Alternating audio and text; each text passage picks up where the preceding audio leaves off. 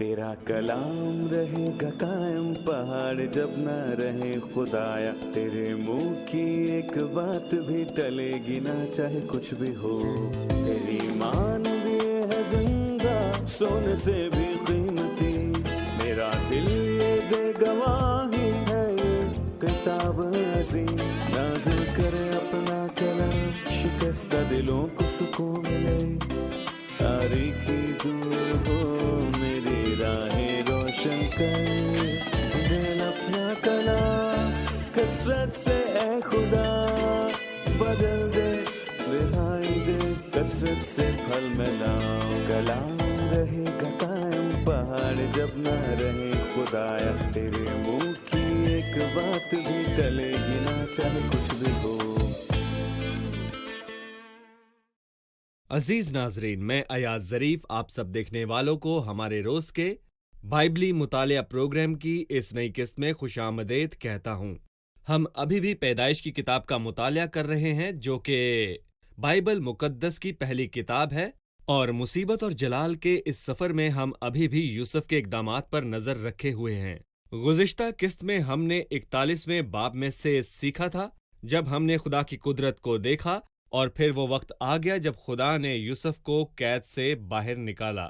یوسف فرعون کے سامنے کھڑا تھا اور اس نے اسے اس کے 2 خوابوں کی تعبیر بتائی، اور یہاں سے یوسف کی زندگی تبدیل ہونا شروع ہوئی۔ آج ہم 42ویں باب میں سے یوسف کے بھائیوں کے بارے میں جانیں گے جب وہ مصر میں اناج لینے آئے۔ اپنی بائبل مقدس میں سے آپ بھی 42ویں باب کو کھولیے۔ اگر آپ کا کوئی سوال ہے یا آپ کچھ پوچھنا چاہتے ہیں تو آپ ہمیں ای میل کیجیے، ہم اس کا جواب ضرور دیں گے۔ لیکن پروگرام کا باقاعدہ آغاز کرنے سے پہلے میں خدا کے خادم بھائی یوسف کو خوش آمدید کہتا ہوں۔ بہت شکریہ بھائی، اور ساتھ ہی اسٹوڈیو میں آئے دیگر مہمانوں کو بھی خوش آمدید۔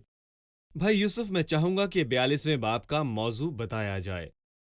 میں یہاں 42ویں باب کا موضوع پیش کرنے سے پہلے آپ سے کچھ کہنا چاہتا ہوں۔ ہم نے سیکھا کہ کال کے 7 سال ہمیں بڑی مصیبت کے بارے میں بتاتے ہیں، اور اس مصیبت کا اصل مقصد کیا تھا، ہم اس کے بارے میں بات کریں گے۔ ہمیں ایک تصور دیجیے تاکہ ناظرین یہ جان سکیں کہ بڑی مصیبت سے مراد وہ واقعات ہیں جو کلیسیا کے زمین سے آسمان پر اٹھائے جانے کے بعد وقوع میں آئے، بالکل، جو کلیسیا کے زمین کے چھوڑنے کے بعد ہوں گے۔ ہم فراوانی کے 7 بڑے سالوں میں رہ رہے ہیں، اور ان 7 سالوں کے بعد جب کلیسیا آسمان پر اٹھائی جائے گی تو بڑی مصیبت کے 7 سال آئیں گے۔ بڑی مصیبت کے یہ 7 سال اصل میں کیا ہیں؟ در حقیقت یہ دنیاوی لوگوں کے لیے ہیں، کیونکہ یرمیہ اپنی کتاب میں یہی کہتا ہے، اور اس لیے باب 42، 43 اور 44 کے مرکز نگاہ یوسف کے بھائی ہیں، اور ان ابواب میں 7 سال جو کال کے ہیں ان کا ذکر ہے، اور اس کے ساتھ ساتھ یہ بھی بتایا گیا ہے کہ یوسف کے بھائیوں کو واپس لانے کا مقصد بھی اس میں بیان کیا گیا۔ ان دنیاوی لوگوں کو اس کے پاس واپس لایا گیا، یہ خدا کی حکمت ہے۔ وہ ان پر مصیبت لائے گا تاکہ وہ محسوس کر سکیں۔ یوسف کے بھائیوں کے ساتھ بھی یہی ہوا، اور یہودیوں کے ساتھ بھی مستقبل میں یہی ہوگا، اور خداوند ان پر مصیبت لائے گا تاکہ وہ توبہ کریں اور اس گناہ سے جو انہوں نے کیا ہے وہ پچھتائیں، کیونکہ انہوں نے اپنے مالک اور خداوند کو جو انہیں بچانے آیا تھا بیچ دیا۔ ہم اپنے ناظرین کو واقعات کی تقسیم کی ترتیب یاد دلاتے چلیں۔ یوسف نے آسنات سے بیاہ کیا، جی، اور اس کے بھائی اس کو ابھی تک رد کر جی، رہے تھے، اور اس کے بھائیوں نے اس کو اب تک نہ پہچانا۔ اس کے بھائی اس کے ساتھ نہ تھے لیکن آسنات اس کے ساتھ تھی۔ درست، مسیح نے خود کو کلیسیا سے باندھا لیکن یہودیوں نے اسے رد کیا۔ اب کلیسیا مسیح کے ساتھ منسلک ٹھیک ہے۔ ہے۔ دنیاوی لوگ اس بڑی مصیبت کا تجربہ کریں گے جبکہ کلیسیا مسیح کے ساتھ ہوگی۔ صحیح، بائبل مقدس میں تاریخی ترتیب ہے جسے کوئی بھی رد نہیں کر سکتا۔ ٹھیک ہے، صحیح۔ میں 42ویں باب میں سے چند آیات پڑھوں گا، پھر میں آپ سے سوال پوچھوں گا۔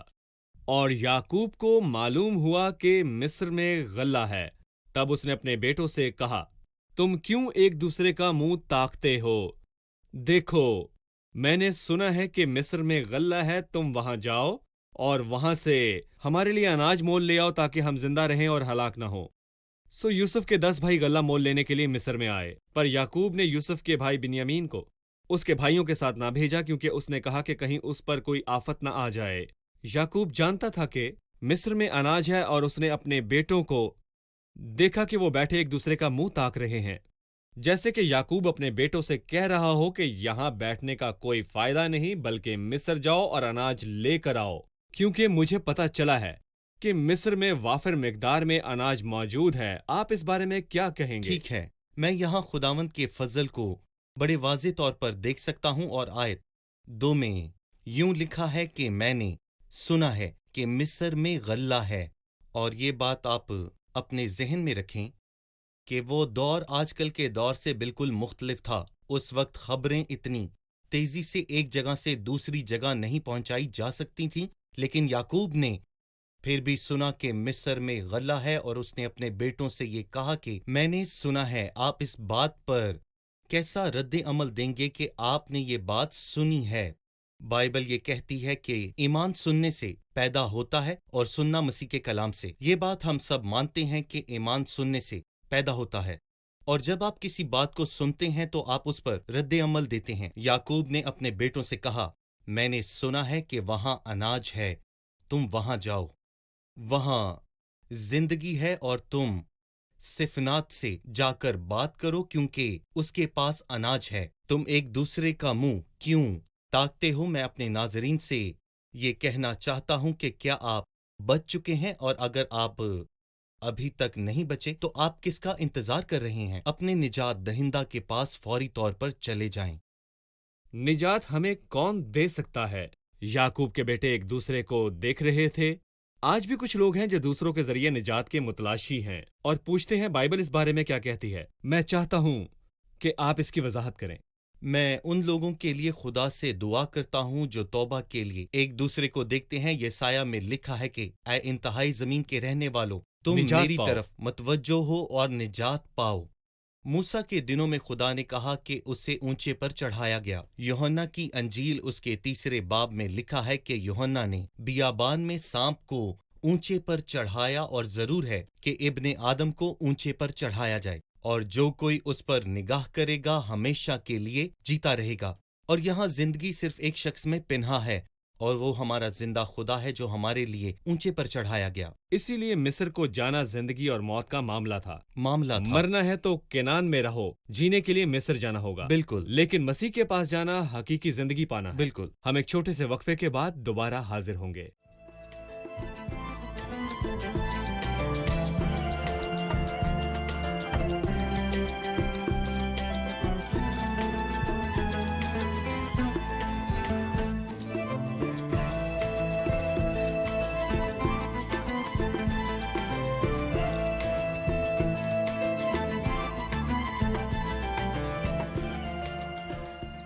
کیا یہ ضروری تھا کہ یعقوب کے تمام بیٹے ہی اناج لینے کے لیے مصر جاتے؟ کیا وہ 4 یا 5 کو نہیں بھیج سکتا تھا؟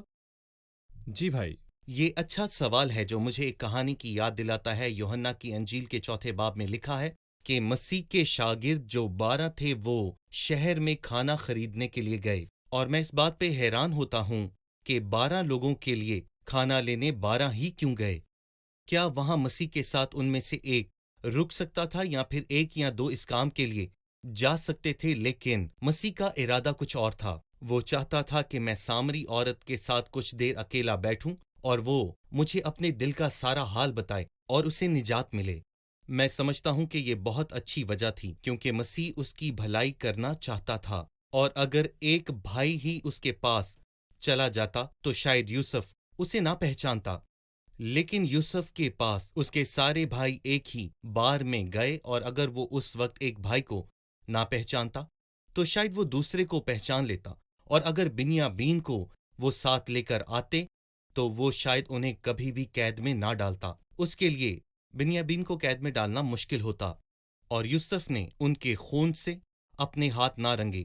10 ذمہ داری کا ایک بڑا نمبر ہے، اور وہ جب سامنے آئے تو خدا اس سے کہہ رہا تھا کہ یہ سب اس کے ذمہ دار ہیں، یہ سب کچھ ان کی وجہ سے ہوا تھا، اور جو کچھ انہوں نے یوسف کے ساتھ کیا تھا اس نے ان کے ساتھ ویسا سلوک نہیں کیا، کیونکہ وہ رحم دل تھا، لیکن اس نے ان سے کہا کہ تم جاسوس ہو اور میرے ملک کی بری حالت دریافت کرنے آئے ہو، اور قید میں ڈال دیا۔ صحیح۔ 5ویں آیت میں لکھا ہے جو لوگ غلہ خریدنے آئے ان کے ساتھ اسرائیل کے بیٹے بھی آئے، کیونکہ کنعان کے ملک میں کال تھا، اور یوسف ملک مصر کا حاکم تھا، اور وہی ملک کے سب لوگوں کے ہاتھ غلہ بیچتا تھا۔ سو یوسف کے بھائی آئے اور اپنے سر زمین پر ٹیک کر اس کے حضور اداب بجا لائے۔ यूसुफ अपने भाइयों को देखकर उनको पहचान गया, पर उसने उनके सामने अपने आप को अनजान बना लिया और उनसे सख्त लहजे में पूछा, तुम कहाँ से आए हो? उन्होंने कहा कि केनान के मुल्क से अनाज मोल लेने को। यूसुफ ने अपने भाइयों को पहचान लिया, पर उन्होंने उसे ना पहचाना। आपने कहा कि कहत की कहानी बड़ी मुसीबत की तरफ इशारा करती है, और यूसुफ के भाई इनकार करने वालों की नुमाइंदगी करते हैं, वो कौम जिसने मसीह का इनकार किया, लिहाजा ये याकूब की मुसीबत है। जी। यूसुफ खुद को उनसे वाकिफ क्यों नहीं करना चाहता था? ये हमें बड़ी मुसीबत और मसीह से लाइल्मी की रोशनी में क्या बताती है? इससे पहले कि वो खुद को उन पर जाहिर करता, जो कि बाब 45 में होगा, लेकिन इससे पहले वो चाहता था कि इनकी तौबा तक नौबत पहुंचे। खुदा चाहता है कि वो तमाम बनीनो इंसान को बरकत दे, लेकिन शर्त है कि पहले वो तौबा करें और खुदा पर ईमान लाएं। ये खुदा का हुक्म खुदा का है। हुक्म। वो निजात देने के लिए लोगों को अपने पास बुलाता है, और ये खुदा का हुक्म है कि तुम तौबा करो और ईमान लाओ।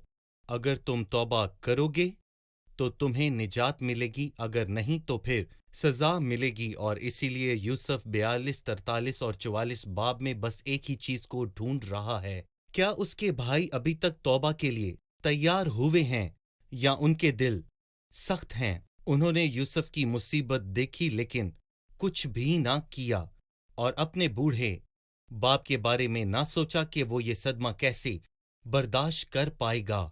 लेकिन यूसुफ जो अक्ल व फहम का मालिक था, उसने अपने भाइयों से वो सलूक ना किया जिसके वो हकदार थे। पहले उसने इस बात को जाना कि उन्होंने अपने बाप की अच्छी तरह देखभाल की है, और फिर उसने उन पर अपने आप को जाहिर किया। पहली दफा उसने बताया कि मैं तुम्हारा वो भाई हूं जिसे तुमने मिस्रियों के हाथ बेच दिया। खुदा ने मुझे जानों को बचाने के लिए भेजा। अहबार के मुताबिक ईदों की तारीख कफारे का दिन है। अहबार 23 के मुताबिक ईदों की तारीखी तरतीब में कफारे का दिन खैमों की ईद से पहले आता है। सही। बस खैमों की ईद खुशियों की ईद के कफारे के दिन के बाद आती है, जिस पर बहुत ज्यादा रोना पड़ता है। जी। बस बड़ी मुसीबत में वो आग की मुसीबत से गुजरेंगे जहां बहुत रोना है। जब तक उनकी आंखें ना खुलती और वो यीशु को जानते नहीं तो तौबा ना करते, वो खुद पर को एक उनसे हकीकी तौबा उनके दिलों से आ रही है। ये बाइबल की तरतीब है। बाइबल में किस हिस्से में हमें यह मिलता है? जैसे कि यहूदियों के लिए और हम सब के लिए एक बात यकसा है कि अगर हमारे दिल तौबा नहीं करते और हम गुनाह करते हैं तो कोई बरकत नहीं मिलेगी। सही। यूसुफ के बज़ाहिर जुल्म में इजाफा करने के लिए और उन्हें तौबा की तरफ रागिब करने के लिए वो गुस्से में आया, और यूसुफ उन ख्वाबों को जो उसने उनकी बाबत देखे थे याद करके उनसे कहने लगा, तुम जासूस हो, तुम आए हो कि इस मुल्क की बुरी हालत दरियाफ्त करो। उन्होंने उससे कहा, नहीं खुदावंद, तेरे गुलाम अनाज मोल लेने के लिए आए हैं। हम सब एक ही शख्स के बेटे हैं, हम सच्चे हैं। बराह मेहरबानी इस जुमले पर बात कीजिए कि हम सच्चे हैं। इस तनाजुर में यूसुफ उन्हें कैसे देखता है? ये बहुत गुस्सा दिलाने वाले अल्फाज हैं, लेकिन इन पर बात करने से पहले मैं आयत 6 में मौजूद कुछ खुशगवार अल्फाजों पर बात करना चाहूंगा। यूसुफ के भाई आए और जमीन तक सर टिकाकर उसके हजूर अदाब बजा लाए, और बाब 37 में ये उनके लिए तौहीन थी। लेकिन ये खुदा का कलाम है। तू चाहता है कि हम तुझे झुककर सजदा करें, लेकिन जैसे ही वो उसके पास आए तो सबसे पहले उन्होंने क्या किया? सो यूसुफ के भाई आए और अपना सर जमीन तक टिकाकर उसके हजूर अदा बजा लाए।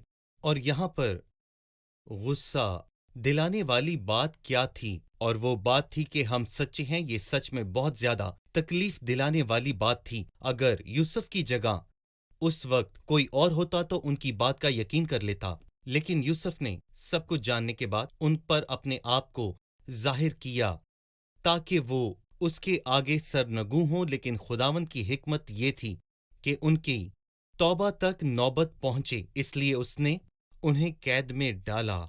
और जब वो 3 दिन के बाद कैद से बाहर आए तो लिखा है, दरअसल हम मुजरिम हैं। और इसमें कितना फर्क है कि हम सच्चे हैं। वो सच्चे नहीं बल्कि वो मुजरिम थे, उन्होंने गुनाह किया था। और ये वो बात है जो हमारा जिंदा खुदा तमाम गुनाहगारों से सुनना चाहता है। और फरीसी कहते हैं कि मैं दूसरों की तरह नहीं हूं, और ये बात कोई अच्छी बात नहीं है। लेकिन महसूल लेने वाला छाती पीट पीट कर रो रहा है कि मुझ गुनाहगार पर रहम कर। सलीब पर 2 डाकुओं में से एक ने نجات کو رد کیا لیکن دوسرے نے التجا کی اور مسیح نے اس پر رحم کیا۔ صحیح۔ یوسف نے 18ویں آیت میں اپنے بارے میں کہا کہ یہ کرو تو زندہ رہو گے کیونکہ مجھے خدا کا خوف ہے۔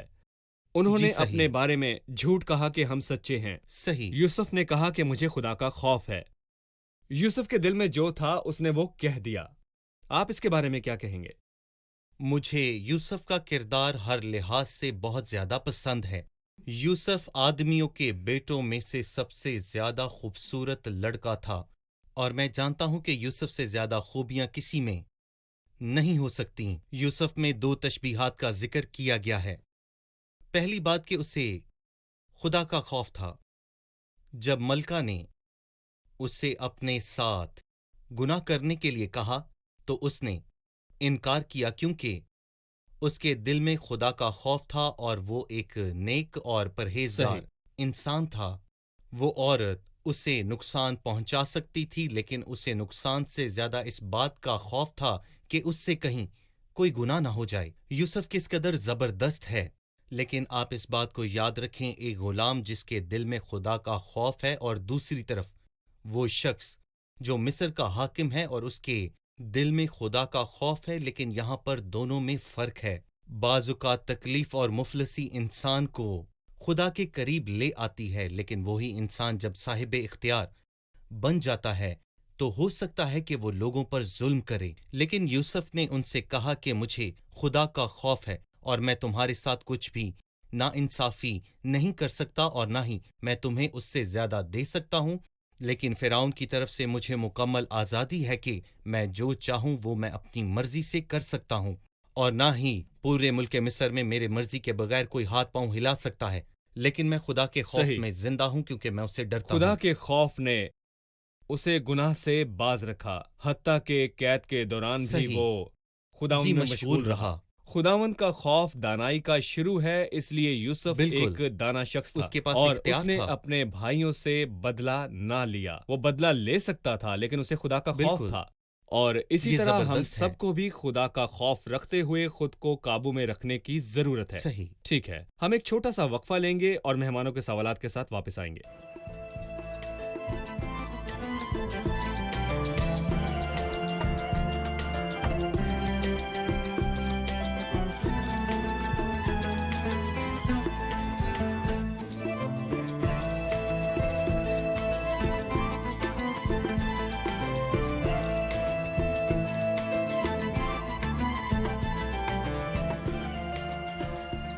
یوسف کے بھائیوں نے جب اپنا جرم قبول کر لیا تو ان دونوں حالتوں کے درمیان آپ کا موازنہ کیا کہتا ہے؟ جی بھائی یوسف۔ انہوں نے کہا کہ ہم نے یہ دیکھ کر بھی کہ اس کی جان کیسی مصیبت میں ہے، اس کی کچھ نہ سنی، اور میں یہاں پر یہ کہنا چاہوں گا کہ انسان ہونے کے ناطے اس کی حالت بہت بری ہوگی۔ جب انہوں نے اسے گڑھے میں پھینک دیا، اور ایسا بھی ممکن تھا کہ کوئی بھیڑیا اسے آ کر کھا جاتا یا شاید کوئی اور درندہ اسے پھاڑ کھائے، لیکن انہوں نے اسے بیچ دیا اور اس کے ساتھ بہت برا ہوا۔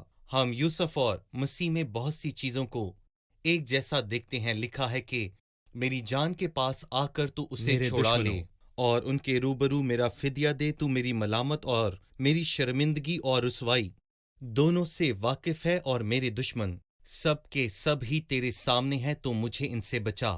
اور مسیح کے بھی یہی الفاظ تھے جب وہ صلیب پر مصلوب ہونے جا رہا تھا، اور یوسف میں بھی ہم یہی شبیہ کو واضح طور پر دیکھ سکتے ہیں کہ اس میں اور مسیح میں بہت سی چیزیں ہمیں ایک جیسی نظر آتی ہیں، لیکن اس کے بھائیوں نے اسے نہیں اور مارا انہوں تھا۔ نے کہا کہ اس کا خون ہماری ہمارے اور اولاد ہماری پر آئے۔ اولاد انہوں پر نے آئے۔ یوسف کو نہیں مارا تھا، لیکن مسیح کو بہت سے لوگوں نے مارا، اور لوگوں نے کہا کہ اس کا خون ہماری اولاد اور ہماری اولاد کی اولاد پر آئے، اور اس کے خون کا حساب ہونے والا ہے، کیونکہ جب کلیسیا آسمان پر اٹھائی جائے گی تو ان کے آنے والے دن ناقابل تصور اور المناک ہوں گے، اور جو مکاشفہ کی کتاب پڑھتا ہے وہ جانتا ہے کہ وہ دن کتنے المناک ہوں گے۔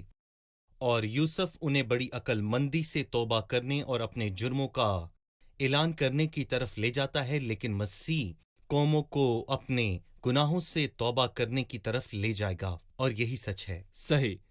اسی لیے ہم پڑھتے ہیں کہ تب وہ ان کے پاس سے ہٹ گیا اور رویا، یوسف رو رہا ہے۔ کیا یہ اس لیے تھا کہ اس نے اپنے بھائیوں کو دیکھا، یا اسے اپنے بھائیوں کا ظلم یاد آیا، یا اس نے انہیں یاد کیا لیکن خود کو ان پر ظاہر نہیں کر سکتا تھا جب تک کہ وہ توبہ نہ کریں؟ اس کے رونے کی وجہ کیا تھی؟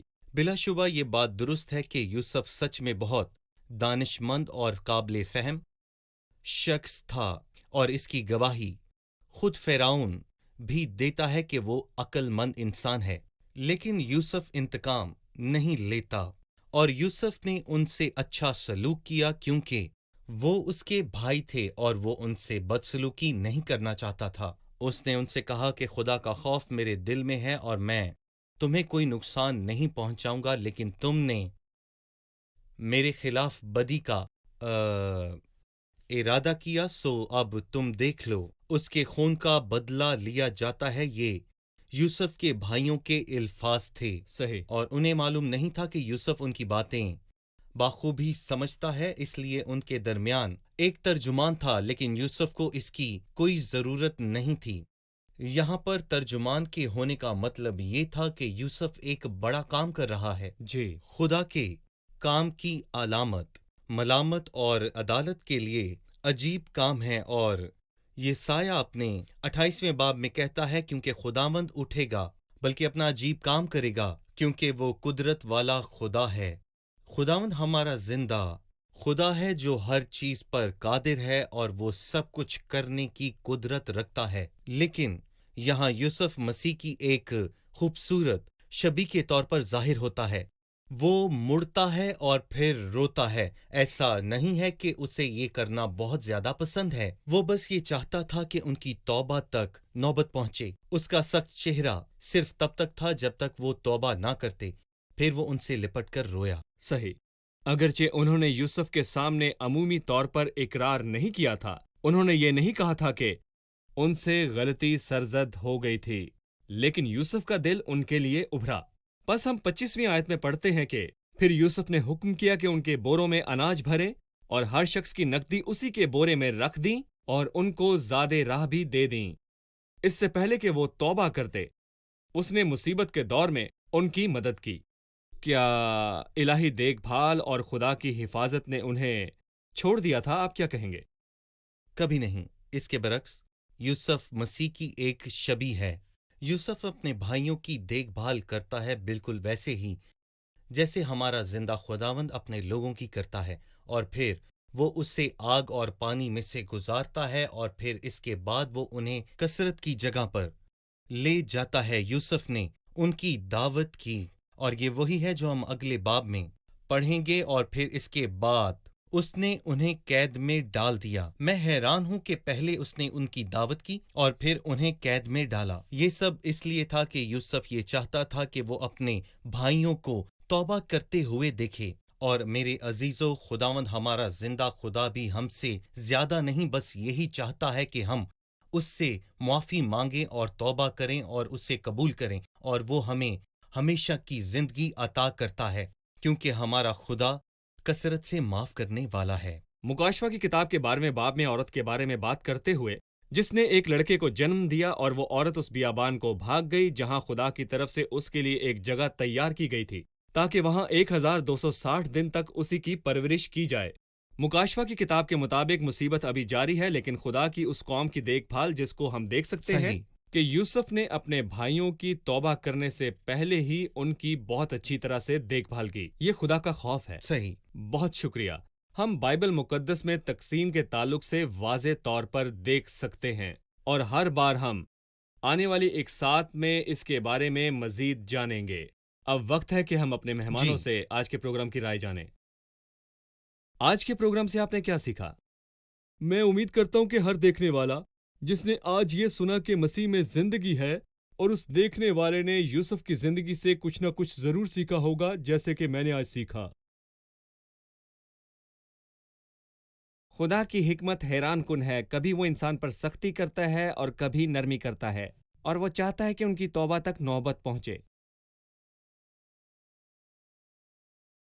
یوسف نے کہا مجھے خدا کا خوف ہے، خداوند ہمیں سارا دن اپنے خوف میں چلنے میں مدد کرتا ہے، میں نے خداوند کو ہمیشہ اپنے سامنے رکھا چونکہ وہ میرے دہنے ہاتھ ہے، مجھے جنبش نہ ہوگی۔ شکریہ، خدا آپ کو برکت دے بھائی، آپ خدا کا آپ بھی کو شکریہ۔ برکت دے۔ عزیز ناظرین، میں یعقوب کے ان الفاظ کے ساتھ آج کے اس پروگرام کا اختتام کرنا چاہوں گا، اور اس نے اپنے بیٹوں سے کہا کہ تم کیوں ایک دوسرے کا منہ تاکتے ہو؟ اگر آپ بھوکے ہیں تو ایک دوسرے کو نہ دیکھیں، خدا پر ایمان رکھیں، اسے آپ کی فکر ہے، وہ آپ کو کبھی بھوکا نہیں سونے دے گا۔ حقیقی زندگی صرف اور صرف خداوند یسوع مسیح کے پاس ہے اور کسی کے پاس نہیں۔ اس نے کہا راہ، حق اور زندگی میں ہوں، لہٰذا لوگوں میں اطمینان اور عزت کو تلاش نہ کریں۔ بائبل کہتی ہے اور کسی دوسرے کے وسیلے سے نجات نہیں، بدکاری اور گناہوں سے نجات صرف مسیح کی مدد سے حاصل ہوتی ہے، نہ ہی کوئی انسان، مقدسین اور نہ ہی کوئی فرشتہ یا خیراتی کام نجات دیتا ہے۔ تم کیوں ایک دوسرے کا منہ تاکتے ہو؟ تم کیوں ایک دوسرے میں نجات ڈھونڈتے ہو؟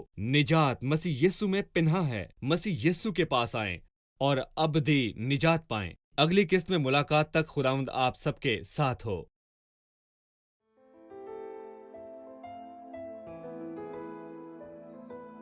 تیرا کلام رہے گا قائم، پہاڑ جب نہ رہے خدایا، تیرے منہ کی ایک بات بھی ٹلے گی نہ، چاہے کچھ بھی ہو۔